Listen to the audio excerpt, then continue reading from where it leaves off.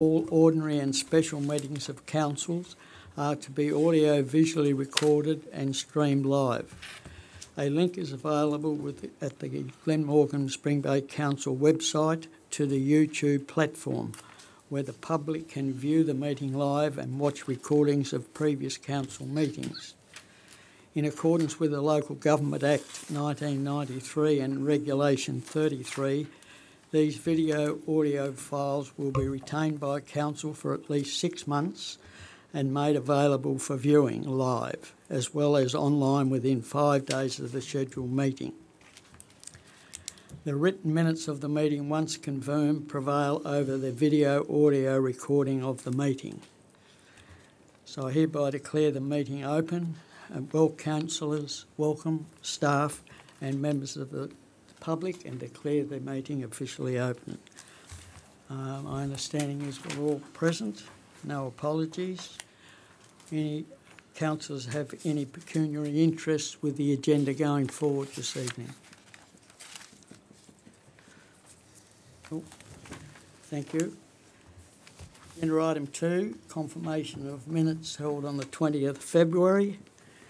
The recommendation the minutes of the meeting held on the Tuesday the 20th February 2018 be confirmed as a true and correct record. Somebody care to move that?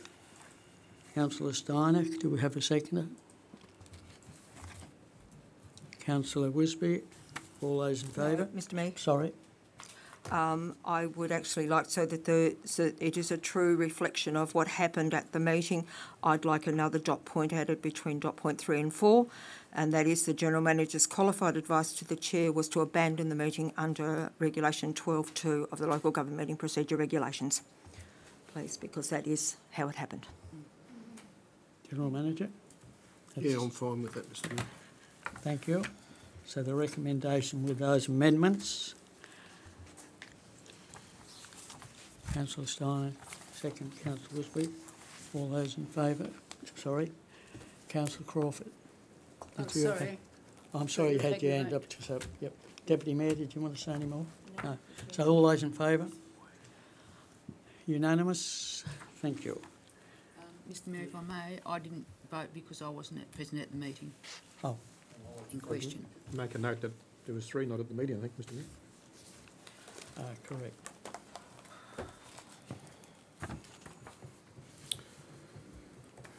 Thank you. Agenda item 2.2, ordinary meeting of council, February the 27th. The minutes of the ordinary meeting held on Tuesday the 27th of February 2018 be confirmed as a true and correct record. Some care to move that? Councillor Woods. Deputy Mayor. All those in favour? Unanimous, thank you. 2.3, workshop held on the 13th of March. Council notes this for information only as a recommendation. Thank you. We now move over to agenda item 3, Planning Authority section. Under Regulation 25 of the Local Government Meeting Procedures, Regulation 2005, the chairperson hereby declares that the council is now acting as a planning authority under the provisions of the Land Use Planning and Approvals Act 1993 for Section 3 of the agenda. Somebody care to move? I'll move that the Council now acts as a planning authority. Councillor Woods, second that? Yep. Okay. All those in favour? No, thank you. Agenda item 3.1, car parking, deck and vehicle access, 40 Warbs, Espino, Bicheno, and the recommendation is on page 17. Does someone care to move the recommendation on page 17? Councillor Wisby. Pursuant to Section 57 of the Land Use Planning and Approvals Act 1993 and the Glamorgan Spring Bay Interim Planning Scheme 2015, the application for a car parking, deck and vehicle access and 40 Warbs Bay, Bicheno, I think that's supposed to say at 40 Warbs Bay, Bicheno, DA 2017308 be approved subject to the conditions 1, through to 15. Have a second of that motion, please. Councillor Steiner. It's open for discussion, councillors. Councillor Crawford. Thank you. I have a couple of questions first to the planner. Just wondering if has council given any funding towards this car park space development? Through the mayor, no. Right. Just that it says in the agenda when it was passed that they only had to provide one car space, and if they were to create 2 or 3 spaces, council funding possibly create separate pedestrian access to the site. So I was just wondering if that had happened, but you obviously said no. No, through the mayor. So the previous permit from last year did require a cash in lieu contribution. This is a completely separate issue, and the developer hasn't approached us about refunding that cash in lieu contribution or not expending it. Thank you. One other question first. It was just a query and clarification. It's got the construction amenity on page 19, where it talks about the hours they can operate. That's contrary to the Gulch section. So is that a different issue? Through the mayor, condition 11 relates to construction hours. Yeah. As opposed to operating hours. Yeah. Okay. So that's separate. So operate. Thank you. The other question I just wanted to ask was about permit for another access. This will be a second access to that property. Is that not an issue that needs to be covered in planning?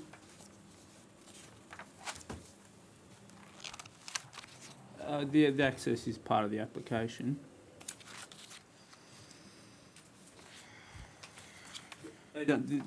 This would be the first access the property has from a public road.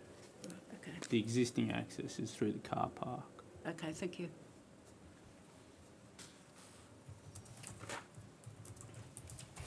I just want to speak to that.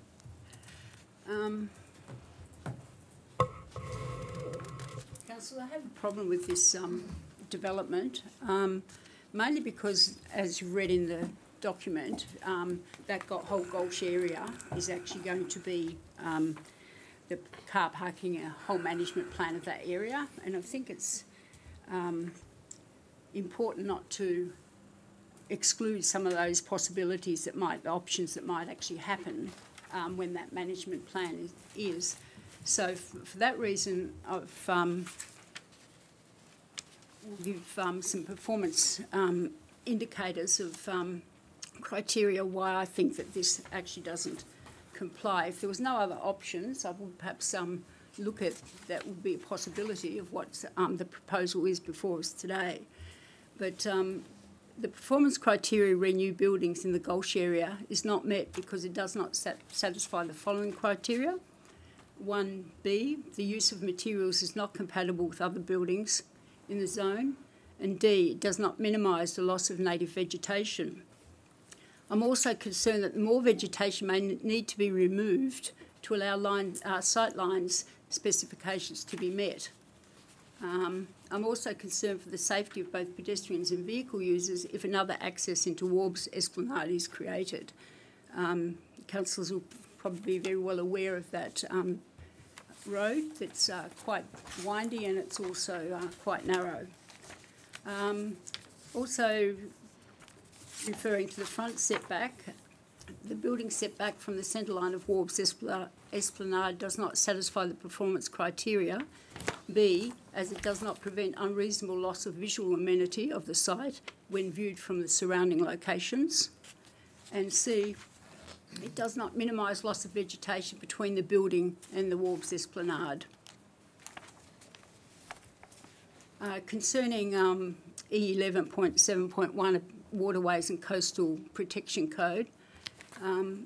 Excuse me, performance criteria, the buildings and works within a waterway and coastal protection area does not satisfy the performance criteria as it is, because it does not avoid or mitigate impact on natural values, nor does it mitigate and manage adverse erosion, sedimentation and runoff impacts on natural values. So once again, as councillors, if there was actually no other option, if there was no talk about a whole management gulch area for the gulch area, then I perhaps would have supported this, but I think there's sufficient reasons to actually not support that today. Thank you. Thank you. Councillors, Councillor Farmer. Mr Mayor, referring to the picture on, or the two pictures on page 11, through you, Mr Mayor, to the planner, the car park will be on this side of the brown part of the building? It'll be on the right side of the rightmost point of that building. In the bush in the area? Yeah, yes.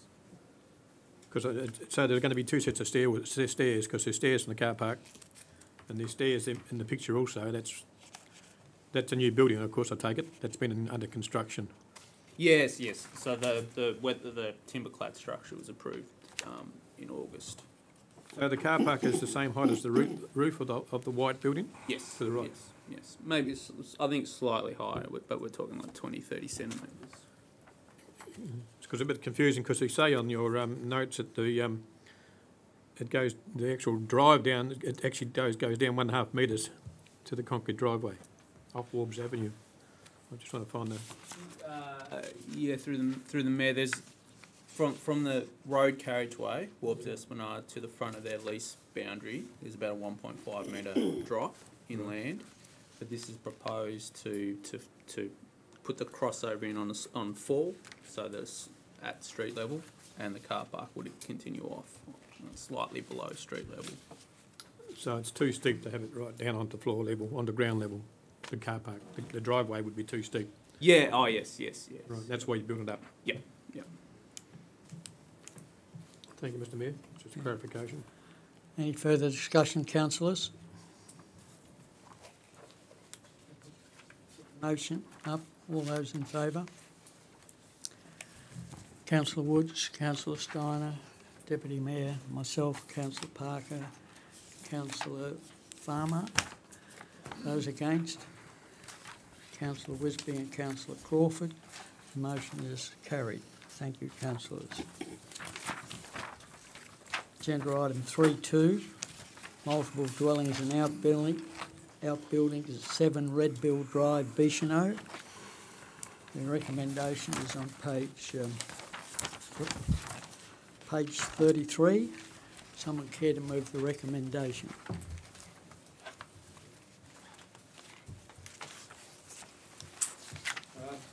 Mr Mayor. Councillor Farmer, thank you. Recommendation that A, pursuant to section 57 of the Land Use and Planning and Approvals Act 1993 and the Glamorgan Spring Bay Council Interim Planning Scheme 2015, that the application for multiple dwellings 2 and the outbuilding at 7 Red Bill Drive, Bicheno, DA 2018-14 be approved, subject to the following conditions from 1 through to 14. Thank you, Mr Mayor. We have a seconder for that motion. Councillor Wisby. It's open for discussion, councillors. Thank you, Mayor Kent. I have a question to the planner. With the large tree that's on the property, if that was to be removed, would it need a planning permit to do that? At the moment, under the interim scheme? No, there'd be no permit required in the general residential zone. Right, thank you. The second question I have is I was a bit confused. It's on page 29, the front setback, and it talks about the primary frontage. Then you talk about the Tasman Highway. So I was a little bit confused about that because I didn't actually think that that was the primary frontage of the property. Through the Mayor, well, it is a block that has two frontages, and primary frontage and the secondary frontage is a reference is something that's applicable to corner blocks only. This just has a front, and essentially its rear boundary is another front boundary, which is the Tasman Highway. So essentially it's got a 4.5 metre front boundary setback from the Tasman Highway and from Red Bill Drive. Just in the planning scheme through the chair, it says the primary frontage is the shortest dimension if there's two. So that's why I was just confused. Yeah. That's just something that only applies to a corner block. Okay, thank you. Any further questions, councillors? Councillor Crawford? It's not a question. I just want to say that I will be supporting this. I've looked at it quite closely, and perhaps if there was a building already built, it might affect amenity, but fits the performance criteria, so I don't really have any other option but to vote for it. Thank you. Councillor Farmer? Just a clarification again, Mr Mayor. I was looking through the new planning scheme. The proposed buildings, from what I can see, I think are 58 square metres for each shipping container for what they are, I suppose. There's no actual minimum living area within the planning scheme. I think it said maximum of 300 square metres, but I couldn't find a minimum. Is that the case? Or? That is correct. So the rules that apply to the general residential zone are standardised across Tasmania. So that was something the Labor government did back in the day, and of the standards, there's 6 standards, but none of them provide a minimum floor level, floor area. Okay. And also, just a clarification on page 29, number 5, you say that acceptable solution is a sealed driveway, but it's going to be a gravel driveway. On the condition, I think it's number 9. It mentions about paved construction and line markings. So, is it going to be gravelled, or is it going to be cemented, or bitumened, or through the Mayor, the application was for a gravel driveway. right? The planning scheme's default position is a sealed driveway, and this is for multiple dwellings. So there could be 2 separate families and on a strata scheme. So the minimum standard that our engineer considers appropriate is a sealed driveway, so that there's less maintenance issues to deal with. There'll be a body corporate of some kind. So there will be a stratum title to this particular... It's not compulsory that there'll be a strata plan, but usually multiple dwelling developments do result in a strata plan. So we try and make sure that the body corporate, the shared infrastructure, is built to a good standard. Thank you, Mr Mayor. Thank you. Any further questions, councillors? I've got the motion. All those in favour? Councillor Wood, Councillor Steiner, Councillor Crawford, Deputy Mayor, myself, Councillor Parker, Councillor Wisby, Councillor Farden. Unanimous. Thank you, councillors. Under Regulation 25 of the Local Government Meeting Procedures Regulation 2005, the chairperson hereby declares that the council is no longer now acting as a planning authority under the provisions of the Land Use Planning and Approvals Act 1993 for Section 3 of the agenda. So the recommendation is the council no longer acts as a planning authority. Somebody move that? We need to move that. Thank you, Councillor Wisby.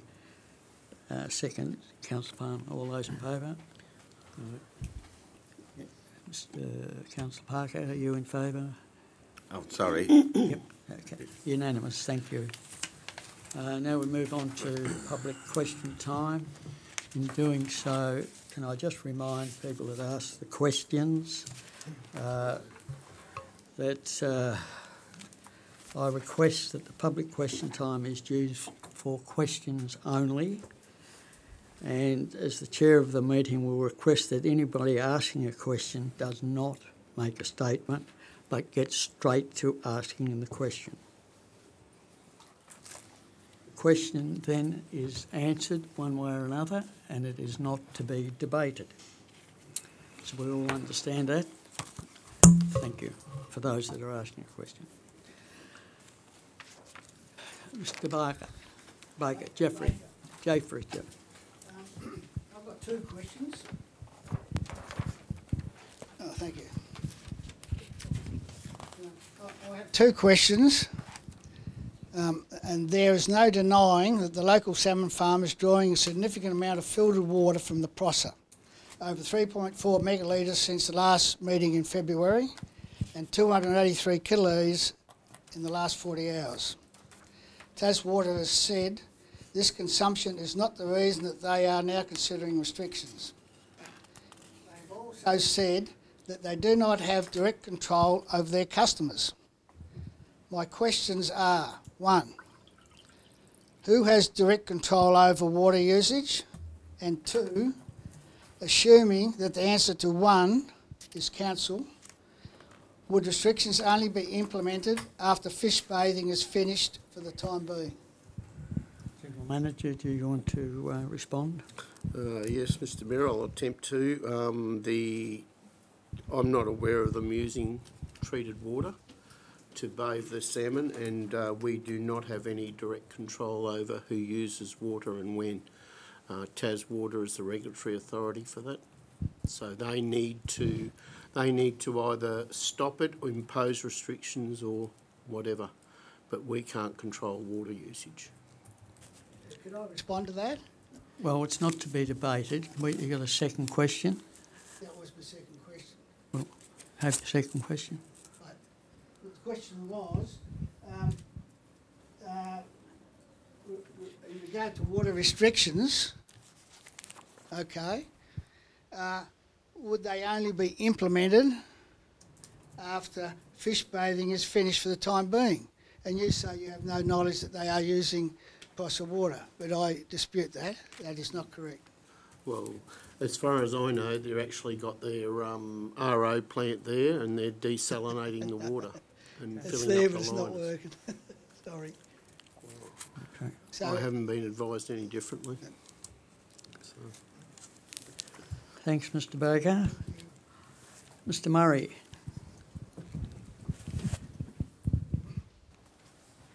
Take the microphone for clarity. Thank you, Mr. Mayor, and thank you for Council's responses to my questions from the last meeting. I won't pursue further questions related to clarity of those responses and leave it to others at this point to consider how appropriate they were. I do, however, my first question is, however, on a related theme to do with confidence and public opinion or public impressions. As we have heard earlier this meeting, there was a special meeting of Council on the 20th of February. That meeting was to consider 2 motions, and you yourself caused a letter from, I believe it was the local government office, to be read out at the beginning of that meeting. We heard that despite, well, my understanding is that this meeting was called at the request of all councillors other than yourself. But, as we know, councillors Farmer, Parker and Woods found themselves suddenly unable to attend that meeting. Your departure left the meeting inquirate, and, as we have heard, it was abandoned. Now, the questions posed here, I believe, are important for GSBC ratepayers. I believe they wish to know whether the council does, in fact, have confidence in the council's mayor. Does council know how this matter will be pursued further? I notice it's in abeyance. I'm not quite sure what in abeyance means. Well, it's there to be brought up at the leisure of the councillors going into the future, would be my understanding. So there is no firm plan at the moment. Not that I'm aware of. Thank you. Mr Mayor? Just one sec. Please, Councillor. Did you finish? Second question. Yes, go. Right. My second question relates to development application DA 17144. That is basically the pipeline across Spring Bay for the new water supply. I note that the development is critically dependent on permission for the use of Crown land, and the letter from the Department of Primary Industries, Parks, Water and Environment states that endorsement would remain dependent upon strong community support for this rezoning. Can I ask how Council plans to assess the strength of community support for this rezoning, and whether the current parlous state of the Prosser catchment is likely to impinge on that? Thank you. Do you want to have a crack at that, Mr. General Mayor, Manager, or Mr. we'll take it on notice? Mr Wells might like to answer it. I don't know. I don't remember the detail of the DA, so. Through the Mayor, I'm not sure if you're referring to the pipeline or that you mentioned rezoning as well. Yes. But I think that's a matter. The correspondence you referred to is from Crown Land Services. Correct. I think it's a question you need to put to them if you want an answer to that. But they did consent to the lodgement of the application. But and there's been no indication that any further consent won't be forthcoming. But they said in that letter that their final endorsement would remain dependent upon strong community support. Does the Council plan to assess the strength of community support regarding this?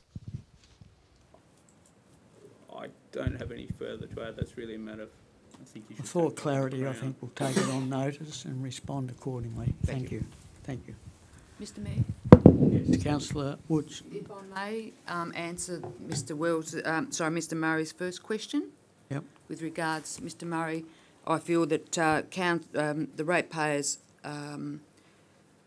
deserve an answer as to why I didn't turn up to the special meeting of council on that day, particular day, and suffice to say that I've been going through some pretty terrible things personally, and I was not in a very good mental state to actually be in a meeting of that calibre to make decisions that I felt needed not a proper mind, but I was in no state to be at that meeting. Otherwise, I would have been here because I was one of the councillors that signed the letter and I had every intention to be here. However, personal life made it impossible for me to be here. Thank you, Councillor. Something just to add to that, Mr Mayor, before we move on. Yes, certainly. As a result of that meeting, we have discussed other things, and as we know, we will be bringing up one of the motions to the Legat, or hopefully the council will be bringing up one of the motions to the Legat annual general meeting as a result of one of those motions that was suggested to be put on that meeting. So I didn't attend because I was told that the media would be here. I know it's on YouTube, and I don't think it was appropriate that internal problems within the council should be given out to all and sundry. And I made the decision that not to attend the meeting on that basis. Thank you. Any further from any councillors? Okay, moving on. Diane Anderson, you have a question? I was told that the footpath outside Mayshore was to be, was to be done in the current budget year. Do you know when it's going to be done, please? You're referring that to the Works Manager, yes. Comment? Yes, thank you. It is in the current budget to be done. Right. We're a little bit stretched for time at the moment. We've got a couple of jobs we've got to finalise in Swansea this financial year because of grant funding. But that hopefully will be done at the same time, if not very soon into our next financial year. Thank you. Agenda item 5, information reports, General Manager's reports and various managers' reports. Do you want to add or subtract anything to your report?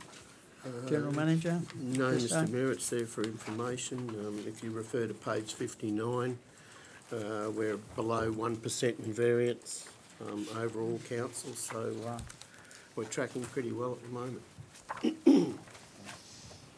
Questions, councillors? Councillor Farmer? I'll start off, Mr Mayor. On page 51, we see the election promises popping up there, some $12 million. But from reading on from there, it doesn't appear too much is going to be done down the south on the Tasman Highway, or the Great Eastern Drive as referred to, which is disappointing, unfortunately, because I thought Cherry Tree Hills should be given some attention there, but it all appears to be up the northern area at the break of day. But the national parks, there's mention of $4 million. I just want to ask the planner, or through you, Mr Mayor, with Maria Island, does the council have any say on what's built and what's not built, or how it's built in that situation to occur? Or? Through the Mayor, most activities other than repair would require a planning permit. They won't necessarily be automatically discretionary. It will just depend on the circumstances. So I just, does the council have any say in what happens on Maria Island at all? Do we do a submission? They're calling for expressions of interest for Benaki Terrace, as it says in national parks there. And being inside the World Heritage Area, etc., there's a lot of problems associated with that. Has the council approached by the government regarding suggestions for Maria? Do we get involved in that at all, Mr Mayor, through the General Manager? Or? Mr Mayor, we sit on a steering committee, so for Maria Island. So yeah, I mean that's what we do. We sit on a steering committee to decide what works are going to go ahead there and what's needed, and you know, we take it out 5 and 10, 20 years to have a look at the visitor numbers, what they're expected, and we need to, well, parks need to build the infrastructure to take care of that. Just to follow from that, Mr Mayor, what I'm coming to is it's expressions of interest. I take it from private developers, entrepreneurs. We have some, say, discretion in that also, being on that steering committee? Well, no, not in that one. No, we're not involved in the expressions of interest to parks for the development of national parks. Yeah, I just wanted to clarify that, just in my own mind. I just think that there's an opportunity going begging over there, then maybe we should be more actively involved. But I'll speak to the General Manager later on that subject. Thank you, Mr Mayor. Thank you. Any further questions? Councillor Crawford. Thank you, Mayor Kent. Just following on from Councillor Farmer's on that same page of 51, I understand it's East Coast Regional Tourism Organisation report, but with the staff accommodation shortages, and this will relate to one of the other things further on in the agenda, where it says the Coordinator General's Office has commenced a project to look at the staff accommodation issues around Freycinet and Bichno and Swansea. I just want to point that out to councillors. We'll talk a little bit about that later in the planning section. Also, I would like to reiterate what Councillor Farmer was talking about. There's all this money for infrastructure, but you know there's no pull-off areas, and we understand when you travel the roads a fair bit that particularly with the caravans and mobile homes and that it can take quite a lot longer when you need to sit behind those for a long time. So I think we as a council probably need to lobby the government or whatever a bit more on that to make sure that is happening down this end as well. On to the report on page 53. I have three areas with that I would like a little bit more information on why they've significantly run over budget. Is the stormwater drainage, the Tribunal Lord Street one, which is not far off double what the budget estimate was. I'm just wondering what caused that problem. That's the first one. You'll respond to that, Works Manager? Yes, thank you, Mr Mayor. The reason for that was we actually had to extend the line up further up the road and across the road, given the amount of rain that was rainfall that was coming down the gutters there. So we took the opportune time to, while we're there, to take a pit across the road to pick up the other side of the road. Okay, thank you, Mr Pollard. The Swansea House, 8 Noyes Street, the carport and driveway crossover is nearly triple. I'm just wondering also what's caused that? General Manager, you have a comment? I don't know, Mr Mayor. I'll have to take it on notice. Thank you.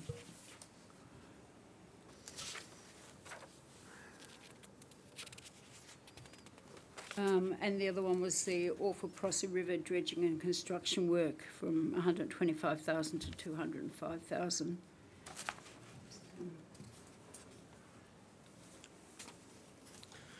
That commitment was, as councillors Mr Mayor, our commitment's 125. I don't know what the 205 is. It must have, it would only ever be 125, so there must be a reimbursement from MAST on the other dollars.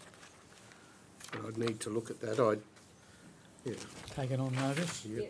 Thank you. That was my understanding too, so that's just why I was wondering. Can I just say on the roads, Mr Mayor, we're talking about passing bays and stopovers. The whole Great Eastern Drive will get a facelift with that. We're not just talking about St Helens. We're talking the whole Great Eastern Drive, and that includes Cherry Tree Hill.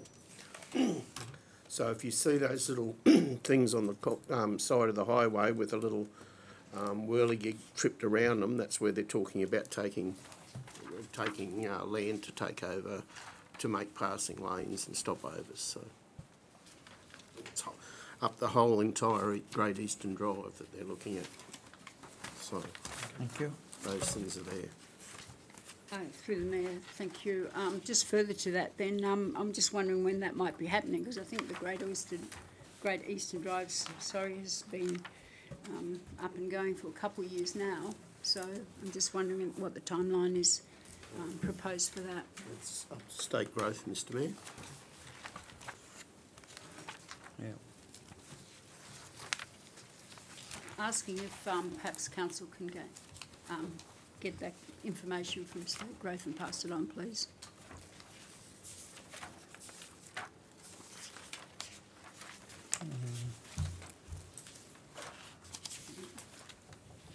Any further questions, councillors, whilst Councillor Crawford's looking?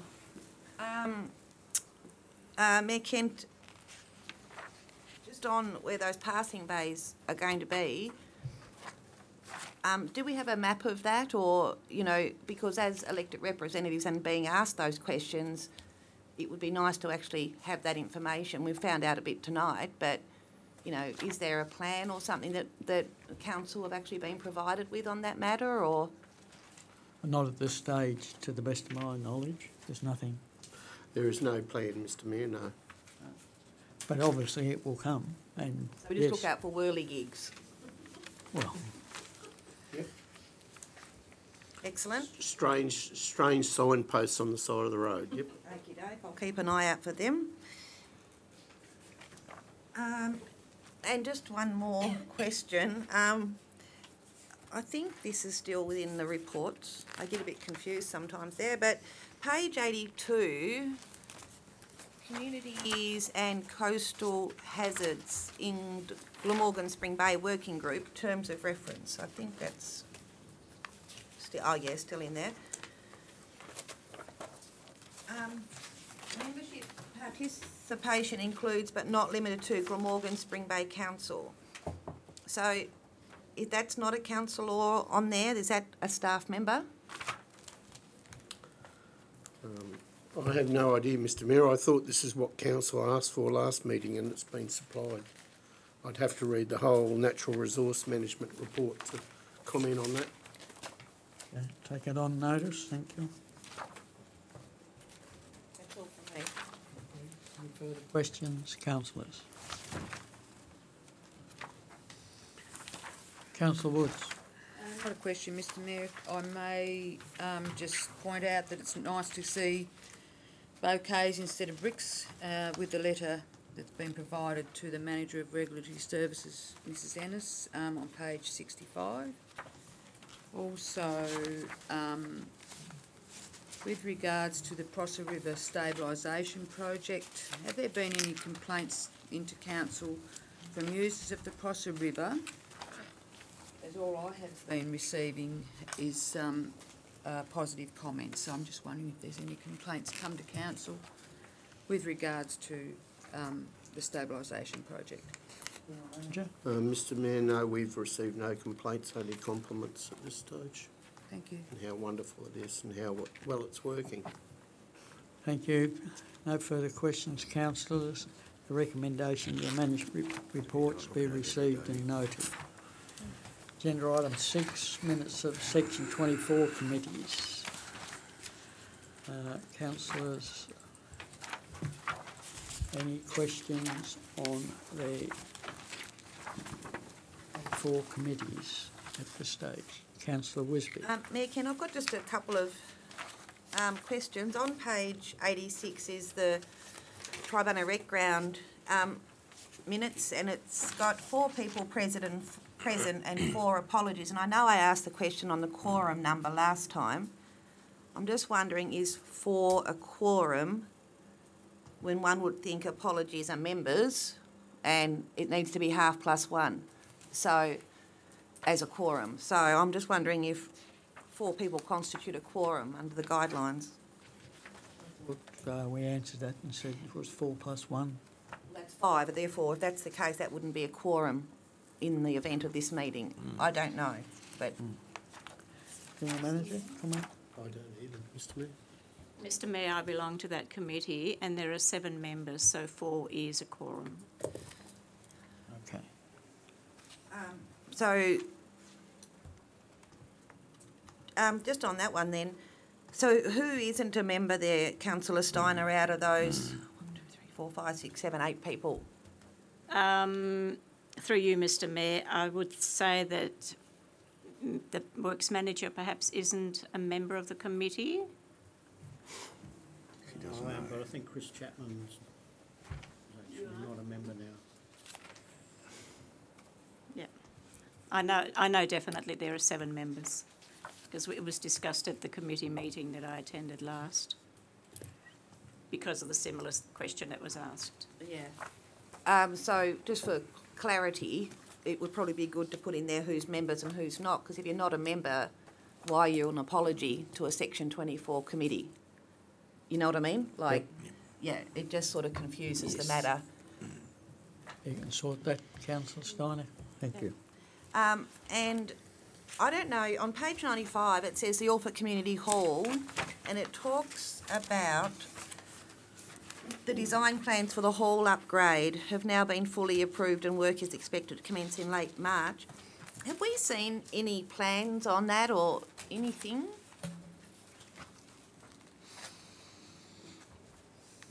General Manager. Mr Mayor, I'd say not. It was a community grant applied for by the hall. I don't believe I've even seen them. So it would be all within the building regulations. Yeah, no, it's not about questioning any of that. It's just like it'd be nice as council, councillors to actually have a copy of what it's going to look like, in with the minutes or something, so we're all sort of up to date on what's happening there. It's not a criticism at all. It was certainly approved in the budget. So. Yeah, no, I know that, but that's all we've had though is the number in the budget, and then that's all the information we've had. On page 97... Also, can we just resolve that? So, Tony, Works Manager, can you sort that out and give us an update? Flick something around, email or whatever. Yeah, it's just a picture, that's all. Okay, thank you. And page 97, this relates to the minutes of the Marine Infrastructure meeting on the 26th of February, of which I'm a member as a community member, and I attended this meeting, but these minutes have not been approved. So these minutes went out to the attendees of the meeting, or went out to the members, but there was nothing on those minutes to say that, an end date or otherwise they're going to be approved. They haven't gone to another meeting. They haven't been approved by the members. So, and there's also a couple of issues in there that need to be fixed up. So, yeah, they really... Cool. Mr Mayor, I think it's important to note that quite often the Section 24 committee minutes that do come are simply in draft form. They are only presented to council for advice and to be noted. They're not to be received or anything. We don't have the capacity to receive them. So, for example, the NRM committee, we're in the same situation as what the marine infrastructure. Our next meeting's not until the 7th of May. So these are draft minutes until that time. Mayor Ken, if I may just interrupt you, Councillor Wisby, one of the things that we did ask for was for minutes to be presented in draft form a little bit more timely. What we were doing, if you recall, when you first came onto council, was a lot of the minutes were being presented after they had been accepted by the Section 24 committee, and so they were too late. For example, the NRM committee only meets every 3 months. So my memory tells me that we asked for these minutes to be given to us in draft form so that we're aware of what's happening on the Section 24 committees. Mayor Ken, 2 points there. That isn't nothing on there to say draft form, and it's important that minutes that do come out are actually accurate, whether draft or not. The way that, I've got no issue in not waiting to the next meeting, but if the minutes go out to the members and there's a cut-off date, whether it be you've got 10 days, and that's what's normal with the marine infrastructure too. Like normally, it's basically if you don't get back to me within 14 days, these minutes will be basically accepted as, you've got whatever days to get back. And we've got an opportunity to amend the draft minutes. But in this case, there are things in there and, that aren't correct. And so I'm just saying that minutes should go out, draft minutes should go out, but there needs to be a cut-off date that you need to come back by. Otherwise, they will go through as draft minutes, come to us until next meeting where they're confirmed by the members. Okay, Councillor Crawford, do you have anything to add to this discussion? I do, thank you, Mayor Kent. I actually think that no draft minutes should be actually on the agenda. I think they should be maybe sent to councillors or whatever, but it's a public document, so if you get something really wrong, then it's in the public arena. So I'm a bit concerned about that. It would be maybe good to discuss at a workshop. The other, with the marina minutes, one of those formats is actually quite good that I found was that if you actually put present those in attendance, then it's for those people where in attendance are not on the committee, and therefore you actually automatically can see if there's a quorum or not. So, present are the people in that committee, in attendance are other people there. So I'm just passing that on, that councillors that may be involved with groups, that might be a good way around that. So, thank you. So, what's the fix on the marine infrastructure? There's yourself as a councillor and Councillor Wisby not as a councillor. Between the two of you, can't you resolve to fix it without having to go to a workshop and all those? I think it's the procedure. What Councillor Crawford was saying, that we could agree to a way forward, rather than we want to get the information quickly, which is great, but maybe as in the form of an email rather than going on the agenda until it's approved or something. The thing is, my concern here, Mayor Kent, is I did raise the issue of non-insured boats in the port, but I certainly didn't. I didn't raise uninsured boats using the boat ramp. That would be very, very hard to manage. You'd have to have somebody there managing it the whole 7 days a week. So it's just, there's some information there that's been taken out of context, and it was discussed but not raised by me, Right. So what do you want council to do about it? Well, possibly the guidelines need to be amended if it's not clear in the guidelines, and we could discuss that at a workshop or something, next available workshop. That's all. Right. Yeah, Thank you. that's all. Thank you. It's simple to fix. Yep. Note that, Mrs. I Ennis. just noted that the Marine Infrastructure Committee minutes were draft minutes and haven't been confirmed or unconfirmed. Yeah, minutes in the Yep, I understand. minutes. Thank you. Thank you. Any further discussion? 24 committees, councillors.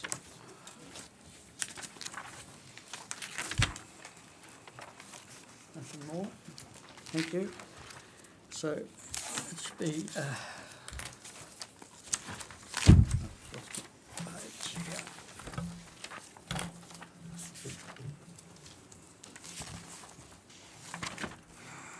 We're on to the officers' report, but we've...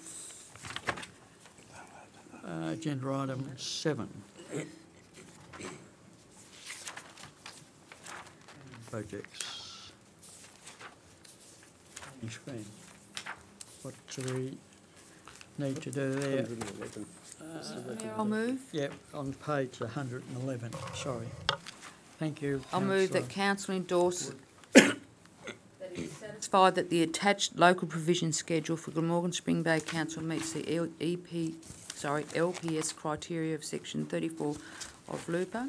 B, that council endorses the local provisions schedule for Glamorgan Spring Bay and the supporting report for submissions to the Tasmanian Planning Commission under section 35(1). C, council delegates the general manager and manager of planning and special projects its powers and functions to A, submit the LPS to the commission pursuant to section 35(1) of LUPA in the form outlined in this report. B, submit the provisions for transition under section 6 of LUPA to the Minister for Planning. C, modify the LPS if a notice is received from the Commission pursuant to section 35(5)(b) and advise the Council of such modifications. D, exhibit the LPS pursuant to section 35(b), 35(c) and 35(d), and E, represent the Council at hearings pursuant to section 35(h). D, informal public consultation continue with regular update reports to Council and the TPC until such times that the TPC has provided approval for formal public exhibition. Thank you.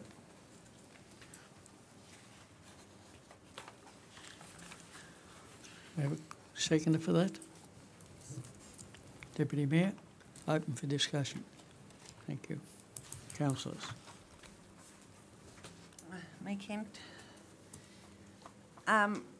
So somewhere amongst that, it said the operating hours for businesses in the Bicheno Gulch area excludes opening on Sundays and public holidays.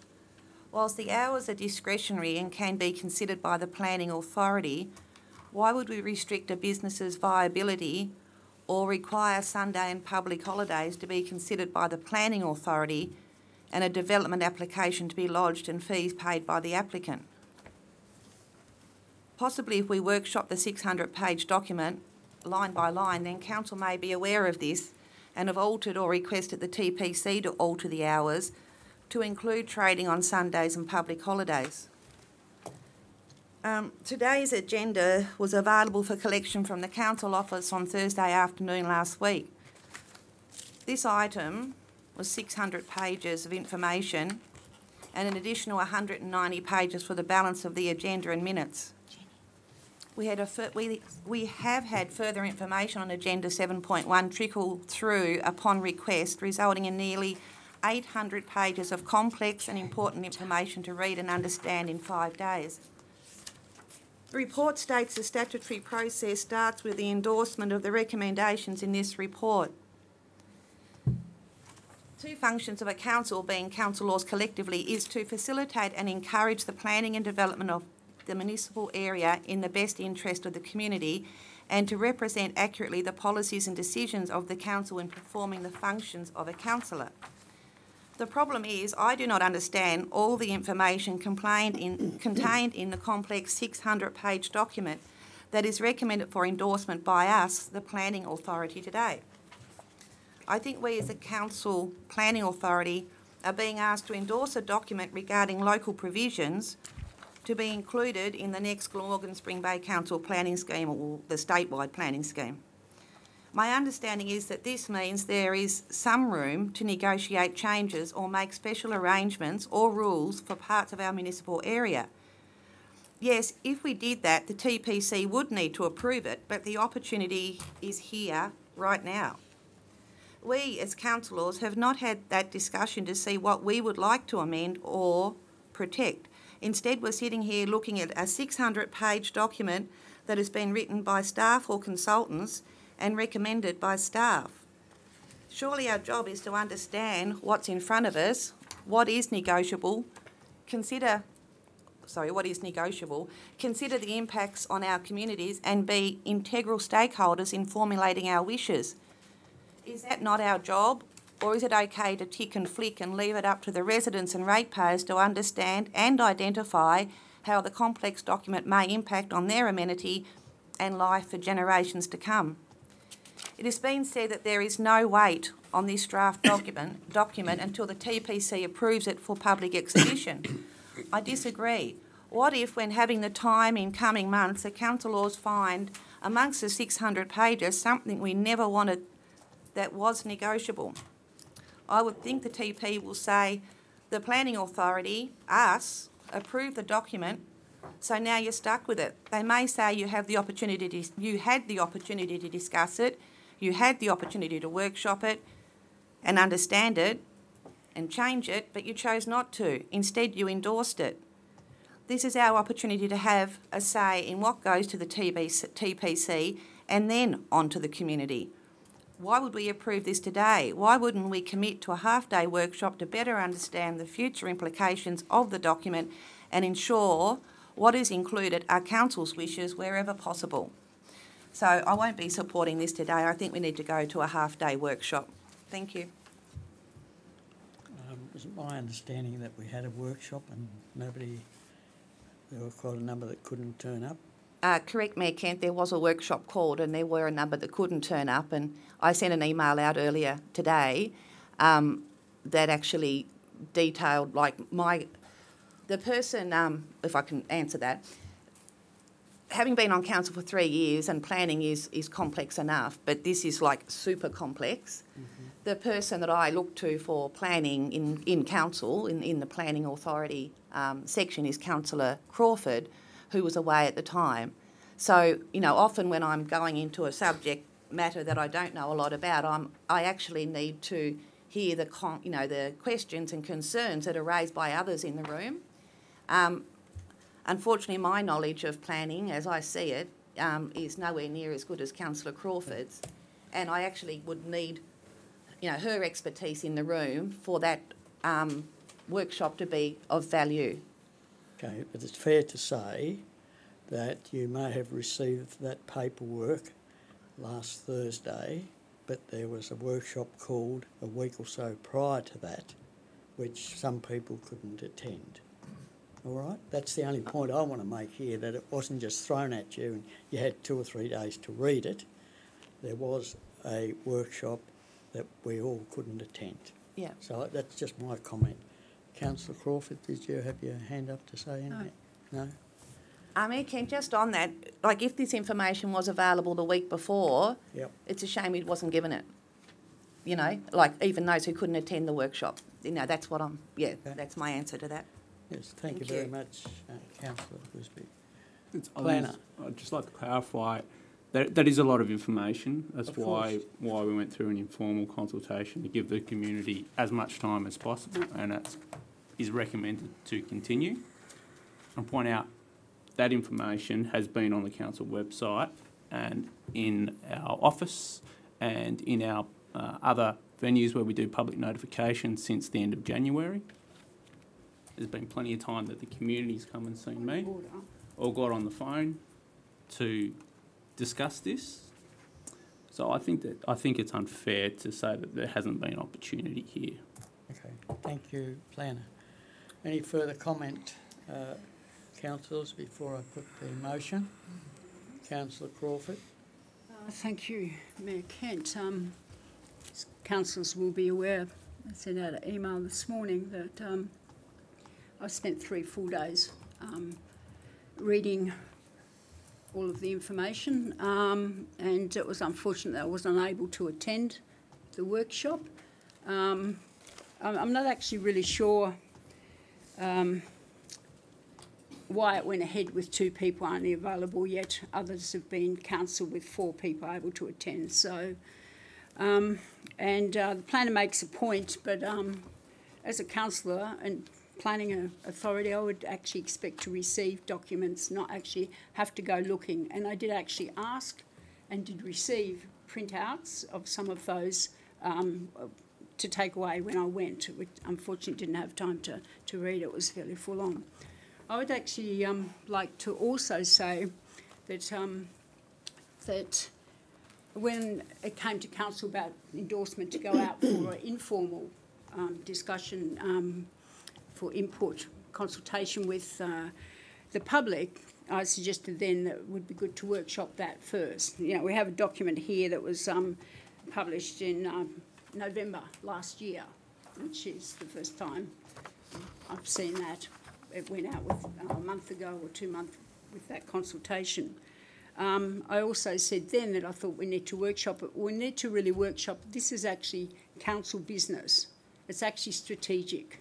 It actually, we needn't put it out and expect that the community will actually pick up a document. They'll actually probably just look, right, at their own individual case, which is a fair enough thing to expect.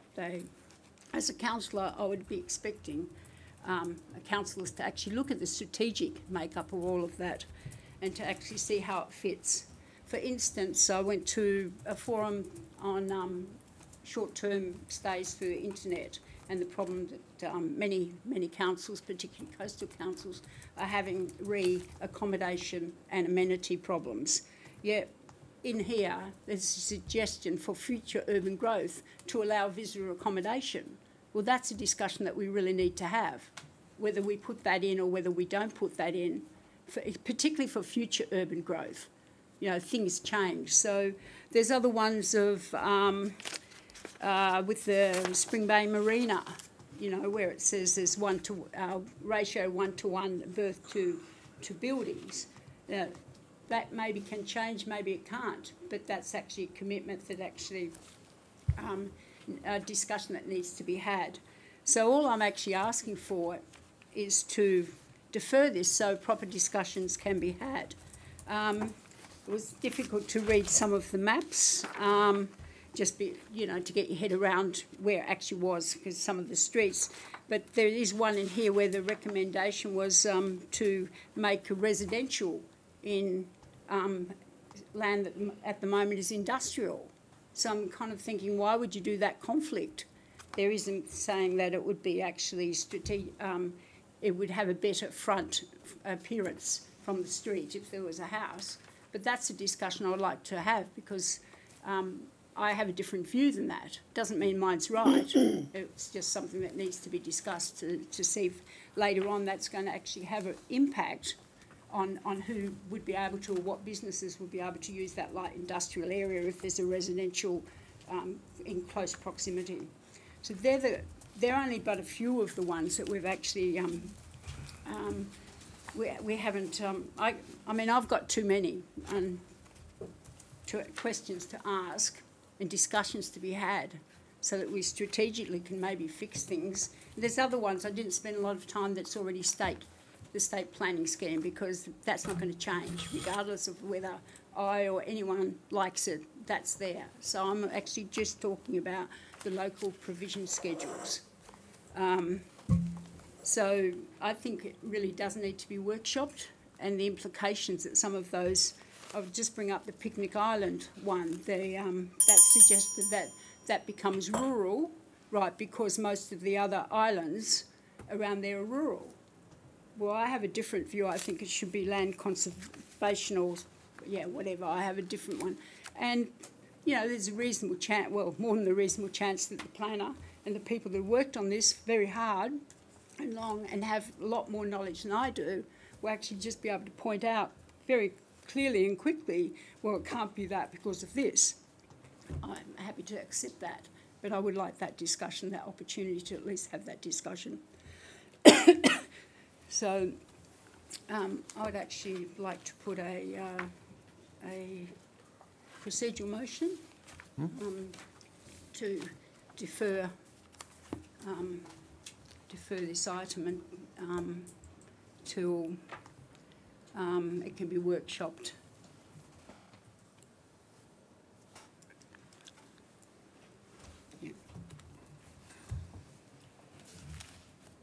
Who have a seconder for that? Councillor Wisby. Discussion, councillors? No, you've just got to put it there. Sorry? You've just got to put it, there's no discussion. Oh, sorry, I've just got to put it. Sorry. Yep. Mr Mayor, I accept what the General Manager has just said, that there's no discussion. However, Councillor Crawford has put a procedural motion before all councillors have had the opportunity to have a say. Okay. And I struggle with that concept. Mayor Kent, just on clarification, isn't that what we've done in the past? Is that that's not abnormal that at all? Procedural motion can be put at any time. It's an amended motion, it should be, Mr It's Mayor. procedural. No, it's a procedural motion to defer without discussion. Yeah, we should be amended motion, so we could discuss it. I was going to put up an amended motion as against the procedural motion to defer it to the April meeting. In the meantime, we have a workshop. You have a procedural motion now, Mr Mayor, you need to put it. We've already got the procedure motion up, so yeah. Yep.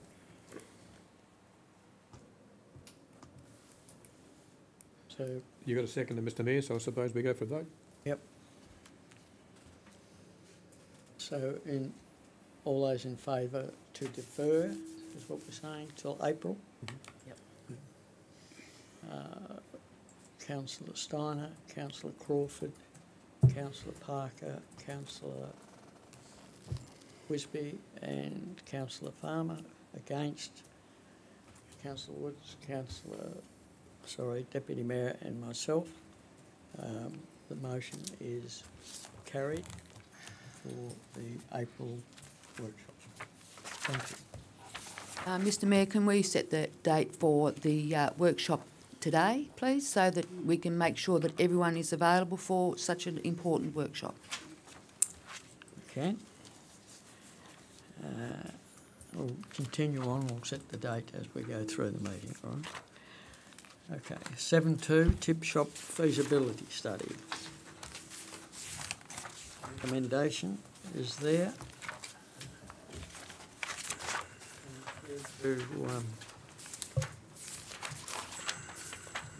Recommendation.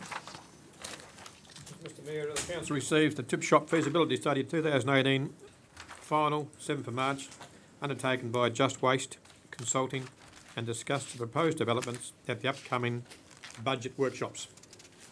That is the recommendation. Second for that. All those in favour? Councillor Woods, I'm sorry. I want to speak to it. Now before a workshop? Thank you. Okay. It's just so it's on public record. Thank you.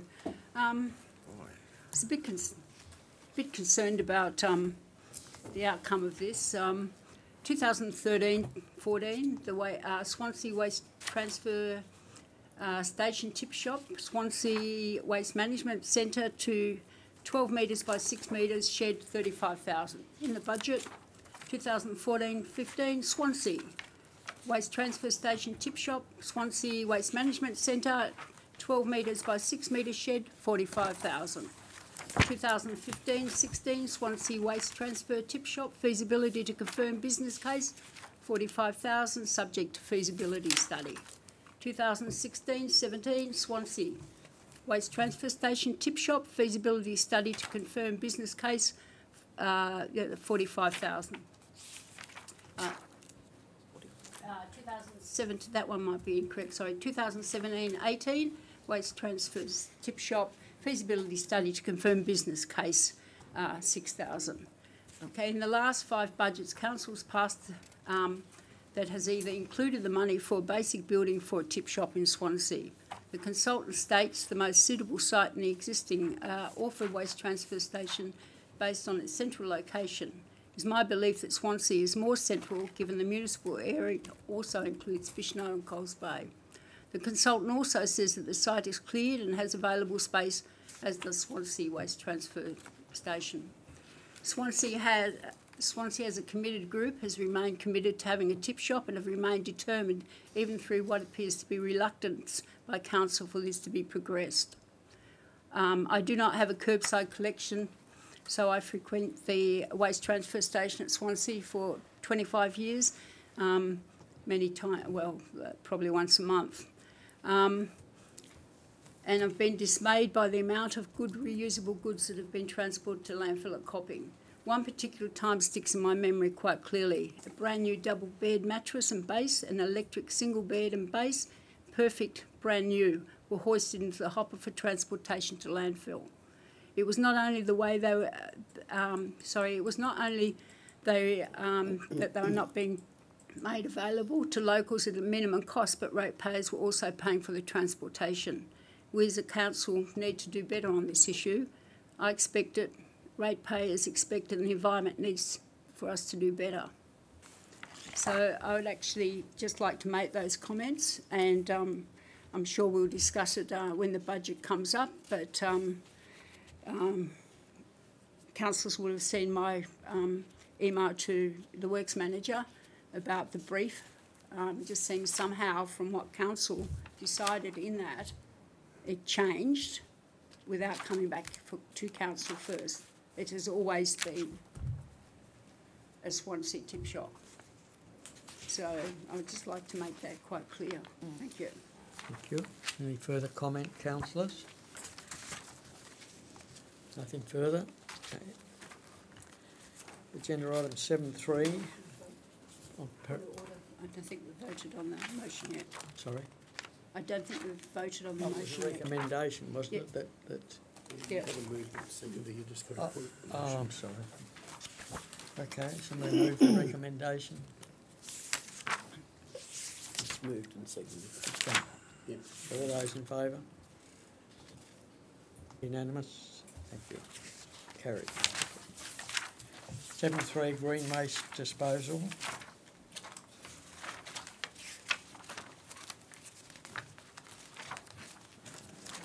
Recommendation is on page 132.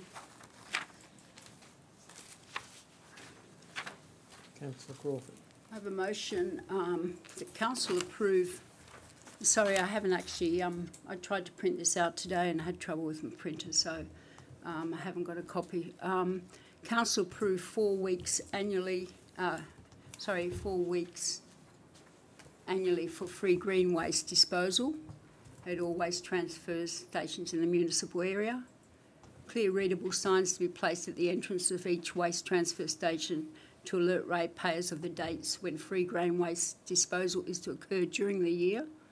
The charges that are collected from green waste disposal at other times of the year to be placed in a reserve solely for finding options for green waste disposal in the future. That.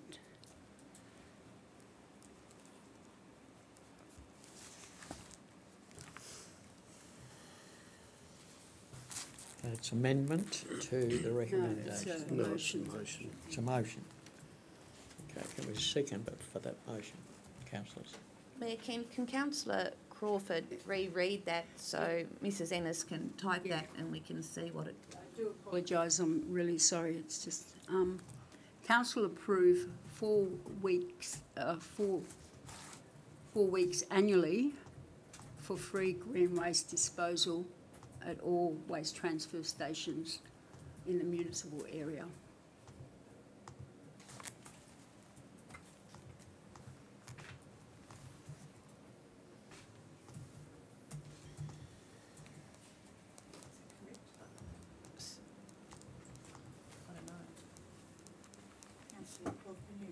Council approved 4 weeks annually for free green waste disposal at all waste transfer stations in the municipal area.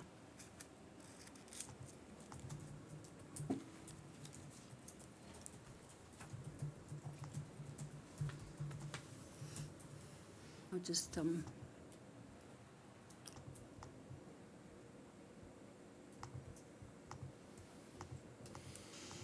Tracy, there's a bit signs to be placed at the entrance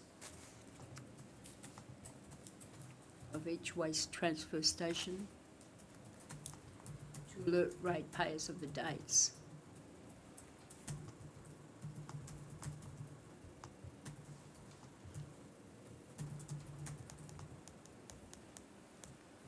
The charges that are collected for green waste disposal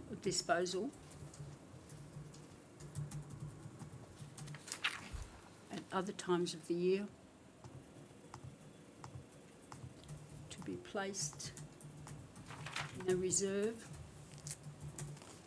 solely for finding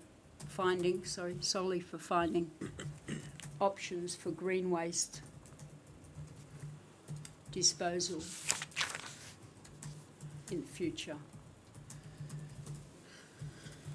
Apologies again. Is there a seconder for that motion? Seconder, Councillor Wisby. Any further discussion required? I'd like to speak to the motion.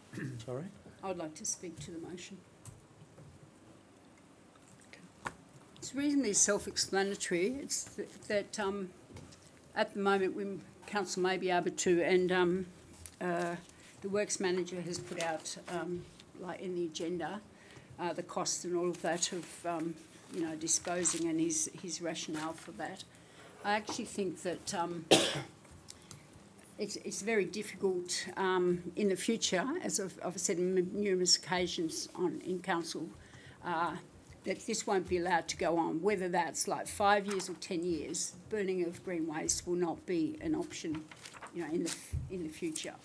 So that is one of the reasons I actually have put this up, that we need to actually start. Mightn't add up to very much money, but it also gets that people realise that they need to actually pay, right, for things that they're discarding, right? So the other thing is, the reason that I think that it actually will work is if you've got 4 weeks free, everyone loves a freebie. So that actually gets people up and going to actually clear their green waste in those times.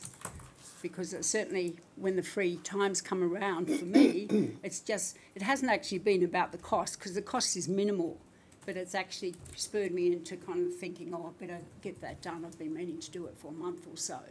So I think it actually will help some of the green waste around the place and the fire hazard stuff to be cleared and actually managed in those 4 free weeks. It'll be interesting to see. That is my rationale. I think it's. Thank you. Can we have a seconder for that motion? It is seconded. Councillor Wisby. Sorry? Councillor Wisby, seconded. Oh, of course, I'm sorry. Yep. Yeah, Councillor Woods. Just for clarification, Mr Mayor, if I may, it's not an amended motion. No. It's a motion. It's a motion, Yeah. Yep. Because the recommendation is null and void now. Yeah. Mr Mayor, may I speak to this? Yes, General Manager. Thank you. That all sounds wonderful, that motion, but in reality that's a lot of administration for no return.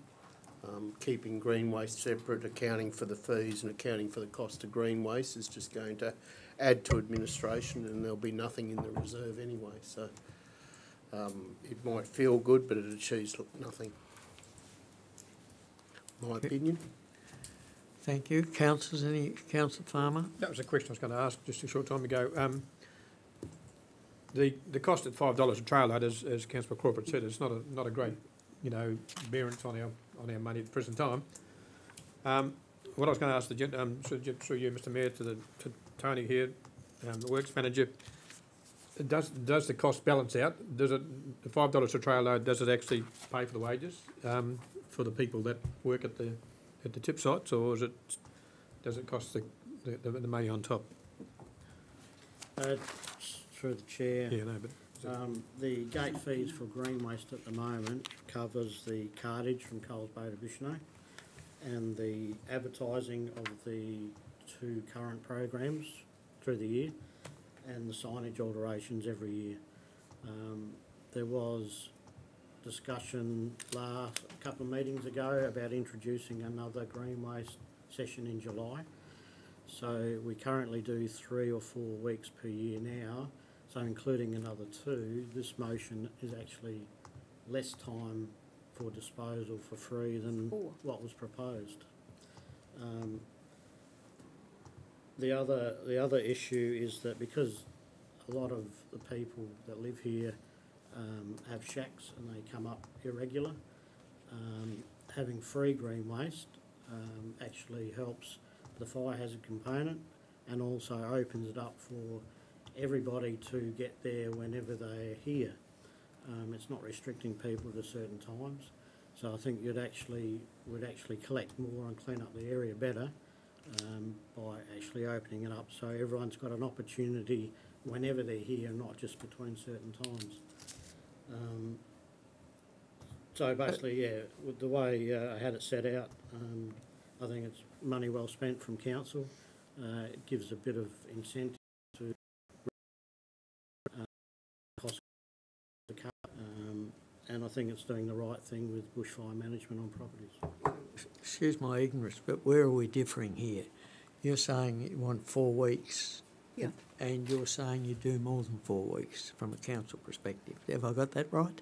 January we normally do 2. This year we only did 1, but we usually do 2 weeks in January. Yep. We do 2 weeks in the October school holidays, and there was a request to council a couple of meetings ago to introduce another 2 weeks in July.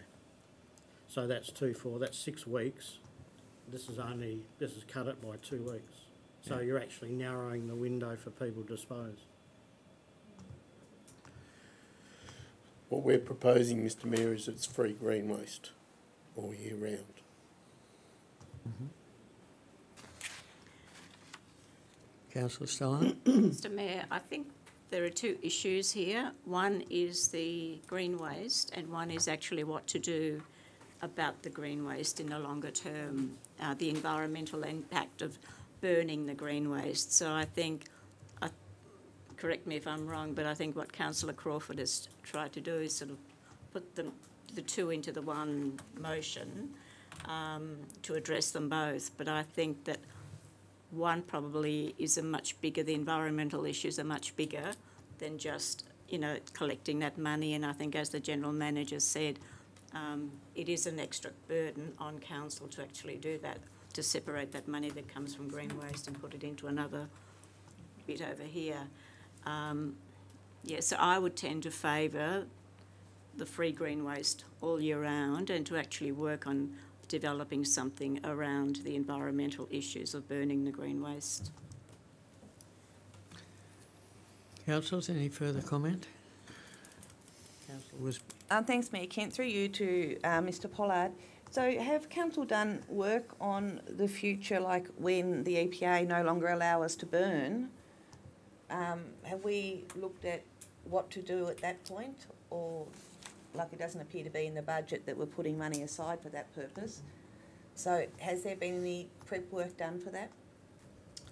Just through the chair, when we went through the process of mulching green waste, the costs are noted in the report. It was going to it's up around $80,000 per year. So we approached the EPA to plead the case about we're getting so much green waste in, can't deal with it. And they have, I think, they've given approval to 3 or 4 councils, I think, in the state to actually burn their green waste purely because we are, although everyone is classed as a remote council, and the main component of green waste mulching and sorting something out is a transport cost. So because we're classed as a remote council, they're quite happy for us to go down that path. But they would like, I'm sure, for council to address some sort of other method than burning. But they, at this stage, they definitely let us do it because of the remoteness. And what has to be remembered is that when you mulch a pile of green waste, it probably increases volume by 4 times, and we just do not have the sites to do anything with on site at all, and we don't own any other land anywhere. It's a full process in dealing with it, and then you get all the other factors coming into it with weed factor, things like that. Our aim is to bring the weeds in from the properties and burn it and get rid of it, as opposed to shredding it and then redistributing it through the back to the ratepayers. Mayor Kerr, that's all in the report. I've read all that. My question is, going forward, if the EPA say no more, have we got a plan? That's my question. General Manager. Mr Mayor, we'd address that if they said that. There's no indication that they're going to say that. So. And they'd have to be involved in that way forward. All right, Councillor Woods. Thank you, Mr Mayor. I'd like to commend Councillor Crawford with regards to her work with this motion. My only concern going forward is the recontamination of land from the weeds that come in with the green waste. I dare say that when it comes time that the council that sits at this desk in future years will have something that they have to discuss as far as burning green waste. But at the moment, the purpose of this motion is to deal with what's happening now. All right, so no further discussion. I'll put the motion. Just sum up, thanks. Mayor Kent, thank Crawford. you. Thank you, councillors, for your points. I actually wasn't aware there was 2 weeks of green waste, free green waste disposal last October, but that's probably why we need the signs up. The one point that the General Manager raised about how difficult it would be to administer that, when I actually go to the waste transfer station, I have get a receipt that says $5 green waste, so it wouldn't be that difficult. Just on the point that Councillor Woods said about contamination, well, for goodness sake, like all over the world, all over Australia, people have found ways so that weeds don't contaminate. I mean, what do, the big councils do, you have windrows, and that's one opportunity that we really do have here, because the works manager might say council doesn't have land, but there's plenty of land around for that could be used to do windrows or whatever in the future. But the reason that I actually think that we need to start looking at this now is that if all of a sudden the EPA says next year, in 10 years' time or whatever, that we can no longer burn, unless we've actually planned for that, our options will be very limited, and it won't necessarily be able to do the best option. So, thanks. I'll just sum up saying that. Thank you. Thank you. Okay, I'll put the motion. All those in favour? Councillor Woods, Councillor Crawford, Councillor Parker, Councillor Wisby. Against? Councillor Farmer, myself, Councillor Steiner and Deputy Mayor. So we have 4 all. The motion is lost, as I understand. Correct. So we go back to the recommendation. Can I move, council approve the removal of green waste disposal fees for trailer/utility loads at all waste transfer stations as of the 1st of July 2018 with, sorry, I just need to fix the word current. Sorry, Mrs. Ennis, can you just bear with me here, because the words "the current material restrictions" doesn't really work in a motion. We actually need to put what the restrictions are, because we shouldn't have to go back and look what was the current in that year. You know what I mean? I think it's just, is it just the 200 mil or something, Mr. Pollard? Is that the excluded material, or is it, or volume size, or is, I'll sorry. ask the Works Manager, Councillor Mr. Pollard, if you've got a comment on what Councillor Wisby is referring to. Through the Mayor, the current restrictions imposed at all our sites at the moment is mainly volume. It's restricted down to trailer and utility. Well, that's in there. Because we don't want to introduce land clearing or larger scale operations. And also the other criteria is timber size, which has got to be less than 200 millimetres diameter, and that complies with EPA because they require quick burns. So current material restrictions, it says for volume and size is maintained. So it says it there. Thank you. Stations as of the first, with just on that bottom bit, I just want to put in there restriction of, well, with timber size under 200 millimetre. You know what I mean? So we've actually got what it is. And then we already say there's trailer and utility load, so I think we can actually take out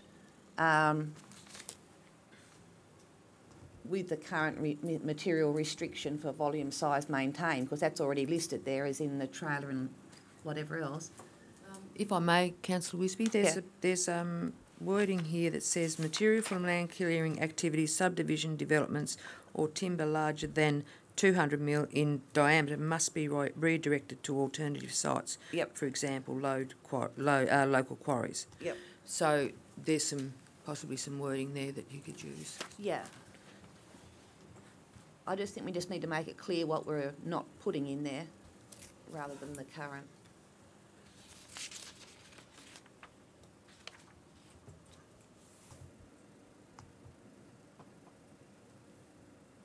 Well,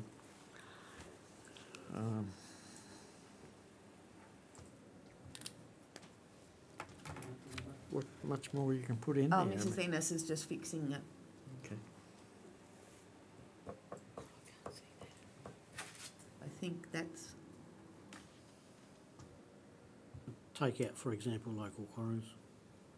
I wouldn't specify where it's... That's another motion, isn't it? Yeah, that's fine. Thank you for everyone's help. Okay. Seconder. We need a seconder for that motion. Deputy Mayor, any further discussion, councillors? The motion, all those in favour?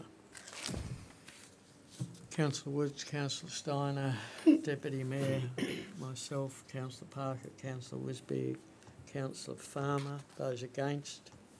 Councillor Crawford. The motion is carried. Thank you, councillors. 7.4, Dolphin Sands Ratepayers Association. The recommendation that the council approves a grant of $1,000 to Dolphin Sands Ratepayers Association towards the running of their association, the running costs of their association. Someone would care to move that recommendation? Mr Mayor, I move that council approves a grant of $1,000 to the Dolphin Sands Ratepayers Association Incorporated towards the running cost of the association. The seconder? Councillor Wisby. Open for discussion. Councillors? Councillor Steiner. Mr Mayor, the way that I read this, it actually sets council up to give a grant to every similar community organisation that asks for ongoing running costs. Yep. I would be quite happy to do something like a new web page development, a one-off grant for that, but I think meeting the running costs with a grant is not the way that we should view this grant. So I can't vote for it in this particular way, not as running costs. Thank you. Other councillors' comments? Councillor Wisby? Mayor Kent, I actually was talking about that earlier today, that exact point, that are we setting ourselves up here for, you know, a precedence going forward? And even, I just think even setting up a website, like I don't know if you just look at on it, sorry, this is an established ratepayers association. I think there's been some changes recently, but been around for a long time. But if you had a new little group pop up and it's the, you know, the Knitters group or something, and they come to council and they want a website and it costs council $500 or $1,000 to do that, you know what I mean? There's still that, I don't know, maybe we can do it on its merit, you know, each application on its merit of the value of that group or something or other. But I agree that I think we're sort of setting a bad, whatever the word is, going forward there. Yep. Okay.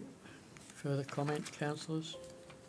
I think, Mr Mayor, maybe they can go back to the Development Association to maybe clarify and put another application forward to the council for a specific purpose, and that's how we've always done it. I think that's probably the best way to continue on. Further comments? I agree with the comments made by other councillors, Mr Mayor. I think, as Councillor Wisby and Councillor Steiner have said, I think we are setting a very dangerous precedent here because we do have a large number of very small associations in our thing. I'm reluctant to portray to the Dolphin Sands Ratepayers Association that council won't support them. So I think Councillor Farmer's suggestion is very much along the right lines, in that we go back and say that we would consider an application for a specific project to assist them. I.e. creation of a web page or something. Something, yeah. Along something, whatever. Yep. Councillor Crawford. Thank you, Mayor Kent. Been having a bad day. I meant to actually look up the criteria for the small community grants to see if it fitted, because I have the same reservations that Councillor Wisby and Deputy Mayor and Councillor Steiner had, but I meant to look it up to see if it actually did fit, and I haven't done that, I'm sorry. So, yeah, I think it's a difficult one to set a precedent, although I was pleased to see at least some of the finances in the document as well. But so is it that all councillors unanimously agree that we write to the association based on what has been discussed? Mayor Kent, does Councillor Woods need to do an amended motion, or can anyone do that? Anyone can. What, on this issue? Yeah. That's a recommendation there, Mr Mayor. I've moved a motion, but anyone can do an amended motion. Councillor Crawford. yeah, the amended motion can't be contrary to that, though. No. But you can put a foreshadowed motion that if that doesn't pass, then. So we need a foreshadow motion, which gets seen to first or second? Second. Second. So can I move a foreshadow motion? That council write to the Dolphin Sands Ratepayer, whatever they're called, what are they called? Sorry, Dolphin Sands Ratepayers Association, Inc. Requesting oh dear, how are we going to word that? That's a hard one. Requesting. Confirming council's support. Oh yeah, sorry, that's good. Confirming council's support of their organisation or association and request an application is lodged with council for a project such as web page design funding or something like that.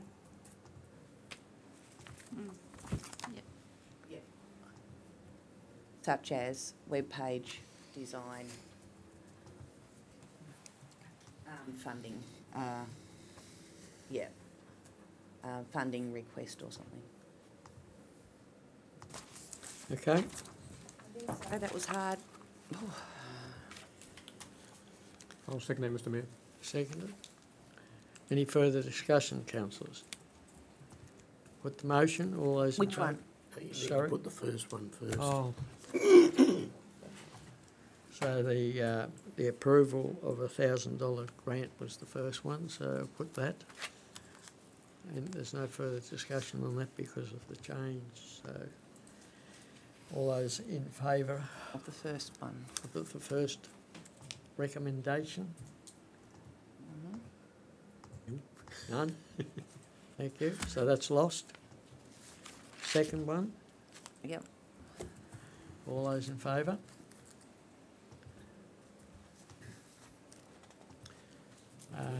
Councillor Woods, Councillor Steiner, Councillor Crawford, Deputy Mayor, myself, Councillor Wisby, Councillor Farmer, those against, Councillor Parker. Thank you. The motion is carried. Thank you.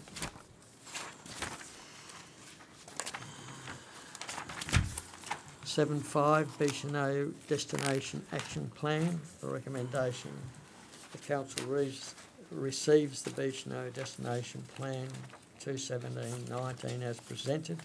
Congratulates the working group on their effort with the documents. Any further discussion, councillors? I think, isn't this is this a motion? No, Oh, this just is a just recommend. receive. Yep, Just to receive. yep. Mayor Ken, I've just got a few points on this, or maybe it's a few questions. And this writing is so small, even with my glasses on, it's hard to read. The process brought together representatives from all stakeholder groups. Benefit from visitor economy, local government, state government agencies, industry and community to develop a plan. So was council involved in that? Did we have a representative on that one? Through you, Mayor, none of the DAP plans had councillors on them. They were usually driven by the community, and this was no different. It was only the community that did this plan. Well, it's just that if that's the case, it looks like we've actually had a representative from council, local government on there. Mr Mayor, I attended two of their meetings merely for advice. Okay, yep, well, we did have someone. So page, I don't know, there's no pages, so page with a Picture. penguin on it. Oh no, there's number 5, there's a little number 5 there. Thank you, Councillor Farmer. I'm just a bit concerned that Buckland's been missed off. The only oceanside destination on the east coast, all other towns and villages are located on a bay. I haven't seen the bay at Buckland, but I just feel sorry for Buckland. And also, at a recent marine infrastructure meeting, one of the attendees was saying, one of the commercial fishermen was saying how many visitors, tourists go down to the wharf to watch them unloading, like they just swarm down there. But the last few plans that have been written up, there is no mention of, there's mention always of wine, but there's not a mention of seafood or commercial, working port. I mean, most people are very excited when they can see boats unloading local seafood. So I don't understand why that seems to be left out in these plans, because you've only got to go down to our local wharf here to see how many people swarm down there when the boats come in to look at the product. Same Hobart. Yeah. So that, I know it's not our plan, but we are endorsing it, but I just don't understand why these important community things that make our towns what they are, like certainly a visiting point, aren't included in these plans. Nothing I can do about it, Mayor Kent, but it's just an observation there. Thank you.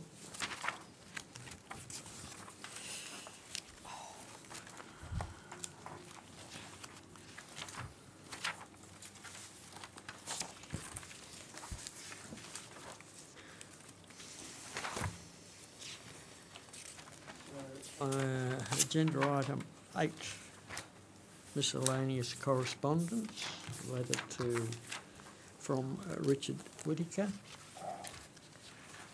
Self-explanatory.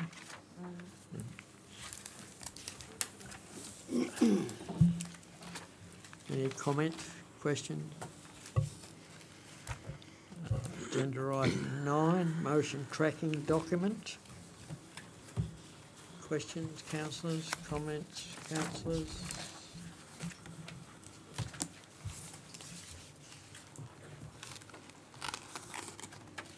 Councillor Woods.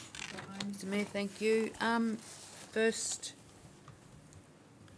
one, 21st January 2014, 8.14/14, motion from AGM. Motion read General Manager or GM reappointment carried 6 votes to 3. Councillor Crawford requested that Mayor Kent put this item on a council workshop agenda after the 2015-16 budget is complete. Council needs to develop procedures. Discussion on this and way forward agreed at February 23rd, 2016 council workshop, a policy to be developed. Where are we with regards to that? Every expectation for it to be on the in April. A workshop first, Well, it's on the the committee that was put in place. in 2016. Will have their recommendations for council in the April meeting. Thank you. Mayor Kent, can I clarify what committee was that? This is a committee to do with the general manager's performance. No, but that's different to that. That is different, yeah. Oh, I'm sorry, is it? For request. So what are we talking about, Councillor Woods, on this one? Remind me. I'm actually, I think I'm just reminding everybody of the fact that this has been on the motion tracking document since January 2014, and it was discussed at the February meeting 2016, and the last wording is a policy to be developed. When is that expected to happen? Mr Mayor, is council happy to have that removed from there? I mean, that was a motion that was put forward by Mr Heck and council endorsed it, but it's actually against the Local Government Act. So it really needs to be gotten rid of. If council's happy to get rid of it, I'm happy to leave it off the motion tracking advice. Yeah. Well, no, it needs, through you, Mayor, it actually needs to be at least discussed properly. And if it is against the Local Government Act, then councillors actually need to see that information and then decide to remove it. As an agenda item? Yeah, as an agenda item. With a report? Yeah, thank you. So may I suggest, Mr Mayor, if I could please, that this be attached to an upcoming workshop for discussion. With respect, Mr Mayor, it can't be done in a workshop. No. Oh, okay. It's a staff matter. Right. Thank you. So am I correct in saying, if I may, Mr Mayor, that this needs to actually be brought to council for discussion? Yep. In the upcoming agenda? Yep. Yep. That's fine, Mr Mayor. I thought we'd discussed it to death, though. Yeah, I mean, we've had the argument with Mr. I've lost his name now. Heck. Mr Heck. Over several meetings, and I thought it was decided that it can't be done. And well, we'll put it on the next agenda and discuss it. Thank you. Any further on the tracking document? Yes, Mr Mayor, I'd be interested to know how we're tracking with the review of Seafest. If that is not going to, if Seafest is not going to be an event that we're going to hold in the future, then that perhaps needs to come off. I'd be interested to know what the outcome is.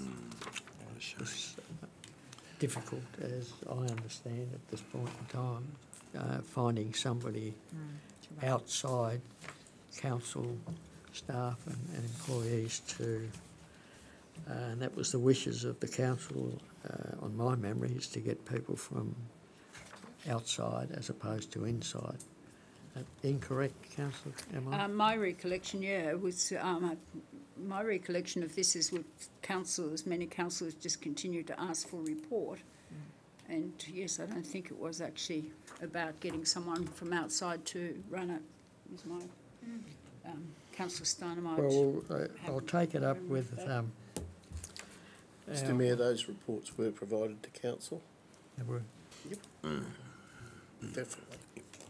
Yeah, that was through you, Mayor Kent. Yeah, we did get some reports that didn't have a whole. Right. Yeah. Well, we'll get an update. So I wasn't saying we didn't get the reports. I was actually saying that I didn't think we'd discussed that we wouldn't continue. I know. I'll get an update for the next. Thank you. I think council needs to make a decision as to whether they are in fact going to continue with Seafest or not. Yep. Effectively. Yep. Mr Mayor, on just another one there, 27th of September regarding the hotel development. Just through you, Mr Mayor. Sorry. 27th of September, num 10.1. Yes. On page 143. Yeah. What's the current update on that one as far as the hotel development goes? Is there any more to be said regarding Crown Land? No. Work in progress. Work in progress. That's it. Thank you, Mr Mayor. Thank you.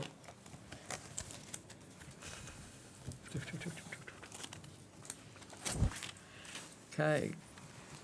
Agenda item 10, questions without notice. Any councillor have any questions that they wish to bring forward? Councillor Woods. Thank you, Mr Mayor. As Chair of the Tribunal Community Hall, I was wondering when the tapestries that were housed down at the Visitor Information Centre are going to be hung within the hall. General Manager. Don't know, Mr Mayor. Taken on notice. Thank Thank you. Councillor Woods. Any further questions from councillors? Councillor Parker. Thank you, Mr Mayor. I have a question to Deputy Mayor Arnold. I was understanding that you went to the Coles Bay Community Forum. I just wonder if you can fill us in on what's happened with that. I'm sorry, If you could fill us in on what happened at the meeting. What happened? Yep. In terms of? Anything. Oh, I wasn't there, sorry. Yep. All right. Community Connect was held. Community Connect is generally the Mayor and the General Manager. I was the only councillor that was actually at Coles Bay. The Mayor was not able to attend. There were approximately 35 people there, I would think. They asked some really interesting questions. They raised some interesting matters around Coles Bay and their concerns for the infrastructure there. The General Manager, Mr Wells and Miss Kelly were there as staff. We answered the questions to the best of our ability at the time, and we did take some questions on notice, which Ms Kelly, Mr Wells and all the General Manager will be dealing with for certain members in the community. Overall, I think it was very worthwhile. It was very like the Bicheno one, the Community Connected Bicheno. It certainly gave us the opportunity to stand up in front of a group of interested community people and perhaps get beat around the ears a couple of times, but the other time, in general and overall, it was a really, really good outcome. So can I ask, did the community ask for a repeat of it, like a meeting, or did council give an indication, or? Absolutely. Absolutely. I guess from my perspective, the overwhelming request was that we continue doing this. So the process now will be that we will do one in Swansea. I think that's scheduled for sometime in April, and then we'll do some down here, and we'll start the process again. That's good. So, I think in general they are very worthwhile. Just on that, Mr Mayor, I did speak to Peter Wisby from the men's shed, the community shed, and they're more than willing to have the community forum at the shed. Lovely. In May. They want to have it before the budget if they could. So you can set some time. Councillor Parker, if I may, Mr Mayor, Councillor Parker, that's the thing that with the Community Connect sessions is that we try and get a community group to actually facilitate it. Oh, yep. And I can tell you without fear that the morning tea that we've been provided at Bicheno and at Coles Bay is unequalled. They were amazing. Yeah. Councillor Woods. Mr Mayor, if I could just point out to councillors on page 47 under Community Connect sessions, the last paragraph, it is proposed that the next session will be held in Swansea in conjunction with the Swansea Chamber of Commerce and Tourism. This is proposed for June the 6th at 6 p.m. at Mayshore. Thank you. Maybe in amongst before then we could have the one at Tribunna. Councillor Wisby. Mayor Councillor Woods wanted to see if we could set a meeting date. Are you for a workshop date? Like, I assume it's going to be like a 3-hour allocation of time or something. Are you going to send around some options tomorrow, do you think, so people can check their calendars? And for me personally, it would be very good on a Tuesday, because I try to keep, wherever possible, without injured kids or something, I try to keep Tuesdays available, particularly the second Tuesday. The issue, I think, for most people is the time of the day. Yeah. So, I'm okay to me late. it looks like, 5 till 8 type stuff. Why, 5 dates suits me. It's always been difficult with me with work the way it's been, and I can tell councillors here now that I won't be recontesting my seat because of work. I'd like to set a working tea. Let's sit down, have a bit of food, make it more relaxing, and have it say from 5 till 8, something like that. Yep. So is that manageable for everybody? It is for me.